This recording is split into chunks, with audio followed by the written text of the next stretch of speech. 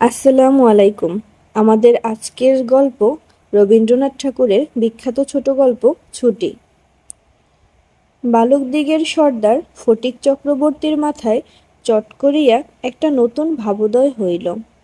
নদীর ধারে একটা প্রকাণ্ড শালকাষ্ঠ মাস্তুলে রূপান্তরিত হইবার প্রতীক্ষায় পড়িয়াছিল। স্থির হইল সেটা সকলে মিলিয়া গড়াইয়া লইয়া যাইবে।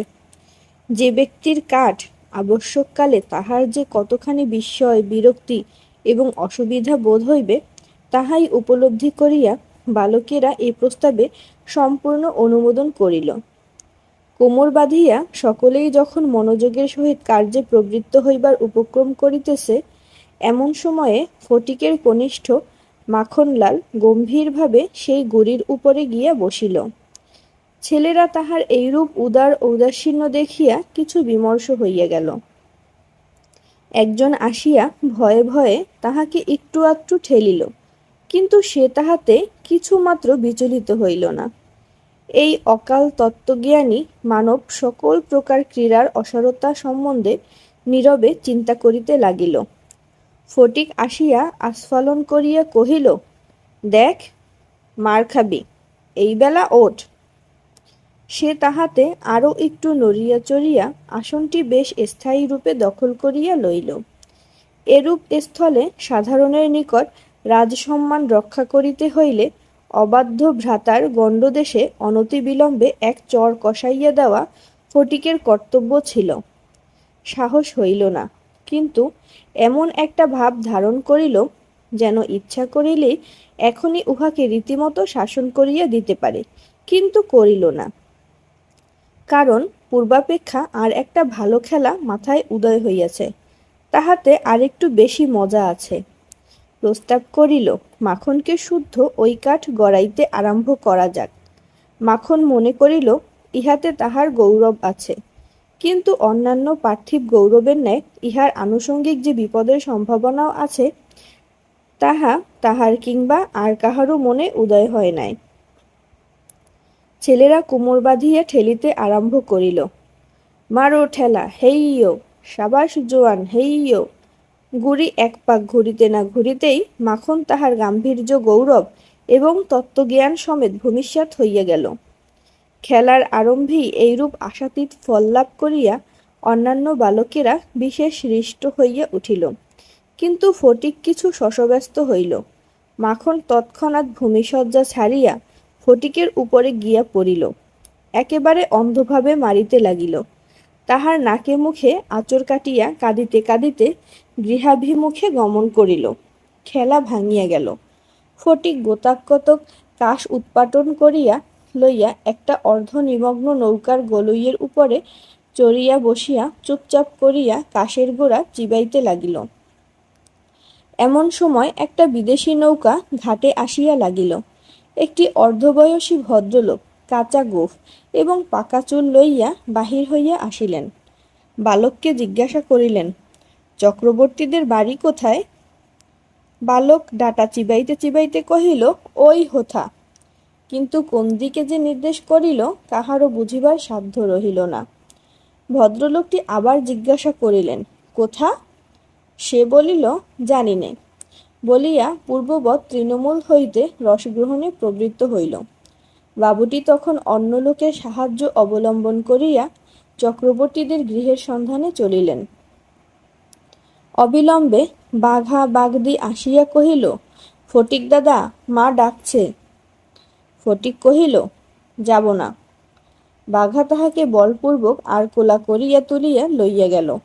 ফটিক নিষ্ফল আক্রোশে হাত পা ছুড়িতে লাগিল।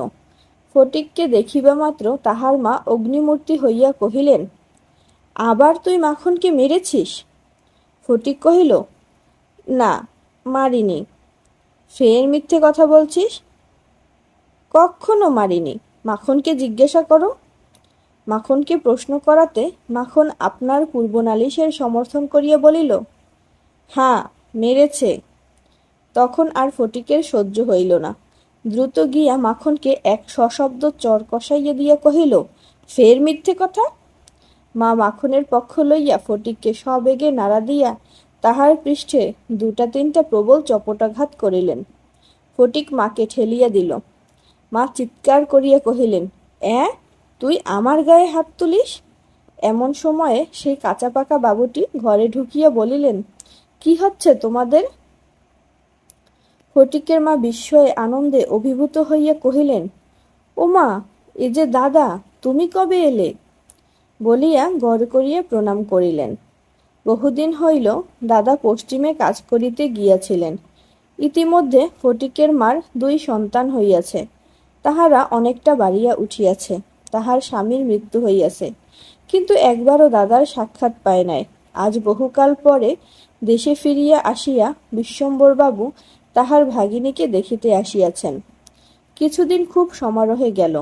অবশেষে বিদায় লইবার 2-1 দিন পূর্বে বিশ্বম্বরবাবু তাহার ভাগিনীকে ছেলেদের পড়াশোনা এবং মানসিক উন্নতি সম্বন্ধে প্রশ্ন করিলেন।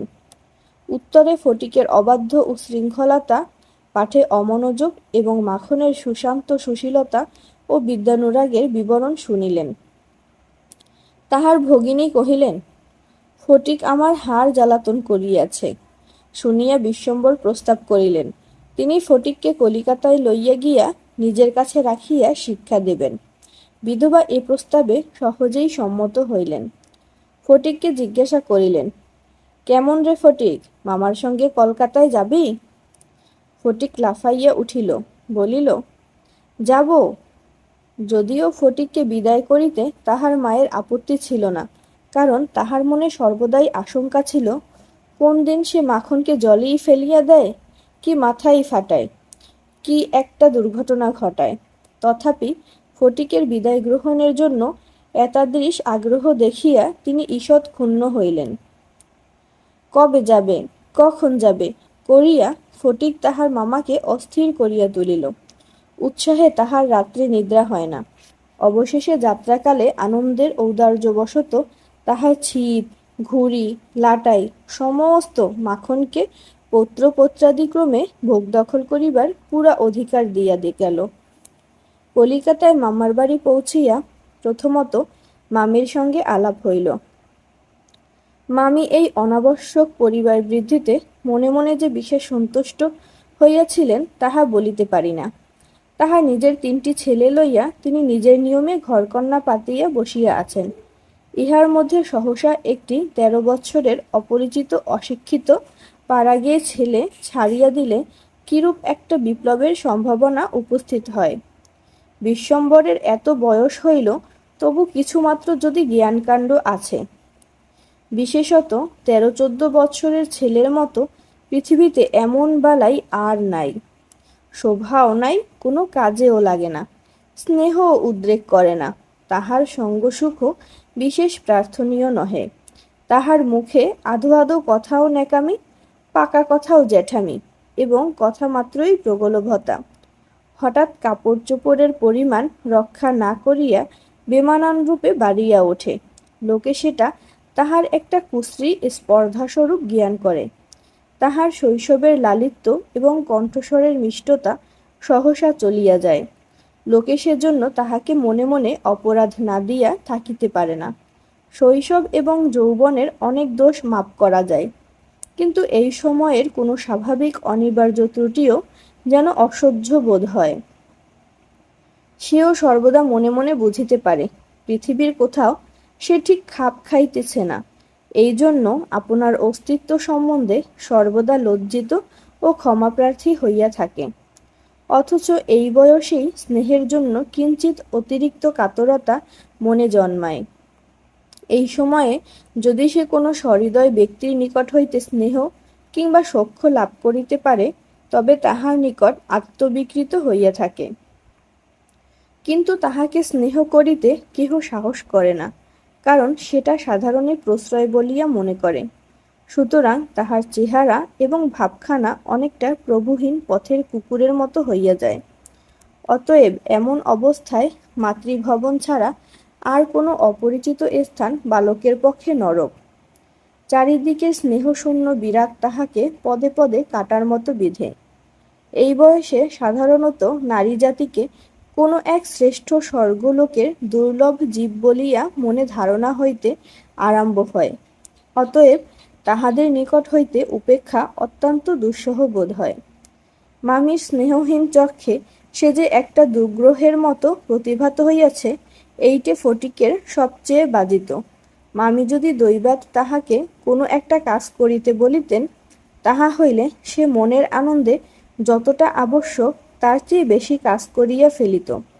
অবশেষে মামি যখন তাহার উৎসাহ দমন করিয়া বলিতেন, ঢের হয়েছে, ঢের হয়েছে, ওতে আর তোমায় হাত দিতে হবে না, এখন তুমি নিজের কাজে মন দাও গে, একটু পড়ো গে, যাও, তখন তাহার মানসিক উন্নতির প্রতি মামির এতটা যত্নবাহুল্য তাহার অত্যন্ত নিষ্ঠুর অবিচার বলিয়া মনে হইত। ঘরের মধ্যে এইরূপ অনাদর ইহার পর আবার হাঁফ ছাড়িবার জায়গা ছিল না। দেয়ালের মধ্যে আটকা পড়িয়া কেবলই তাহার সেই গ্রামের কথা মনে পড়িত। প্রকাণ্ড একটা ধাউস ঘুড়ি লইয়া বৌ বৌ শব্দে উড়াইয়া বেড়াইবার সেই মাঠ, তাইরে নাইরে নাইরে না করিয়া উচ্চস্বরে স্বরচিত রাগিনী আলাপ করিয়া অকর্মণ্যভাবে ঘুরিয়া বেড়াইবার সেই নদী তীর, দিনের মধ্যে যখন তখন ঝাঁপ দিয়া পড়িয়া সাঁতার কাটিবার সেই সংকীর্ণ স্রোতস্বিনী, সেই সব দলবল, উপদ্রব এবং স্বাধীনতা, সর্বোপরি সেই অত্যাচারিণী অবিচারিণী মা অহর্নিশি তাহার নিরুপায় চিত্তকে আকর্ষণ করিত। জন্তুর মতো এক প্রকার অবুঝ ভালোবাসা, কেবল একটা কাছে যাইবার অন্ধ ইচ্ছা, কেবল একটা না দেখিয়া অব্যক্ত ব্যাকুলতা, গোধূলি সময়ের মাতৃহীন বৎসের মতো কেবল একটা আন্তরিক মা মা ক্রন্দন, সেই লজ্জিত শঙ্কিত শীর্ণ দীর্ঘ অসুন্দর বালকের অন্তরে কেবলই আলোড়িত হইত। স্কুলে এত বড় নির্বোধ এবং অমনোযোগী বালক আর ছিল না। একটা কথা জিজ্ঞাসা করিলে সে হাঁ করিয়া চাহিয়া থাকিত। মাস্টার যখন মার আরম্ভ করিত, তখন ভারক্লান্ত গর্দভের মতো নীরবে সহ্য করিত। ছেলেদের যখন খেলিবার ছুটি হইত, তখন জানালার কাছে দাঁড়াইয়া দূরের বাড়িগুলোর ছাদ নিরীক্ষণ করিত। যখন সেই দ্বিপ্রহর রৌদ্রে কোনো একটা ছাদে দুটি একটি ছেলে মেয়ে কিছু একটা খেলার ছলে ক্ষণিকের জন্য দেখা দিয়া যাইত, তখন তাহার চিত্ত অধীর হইয়া উঠিত।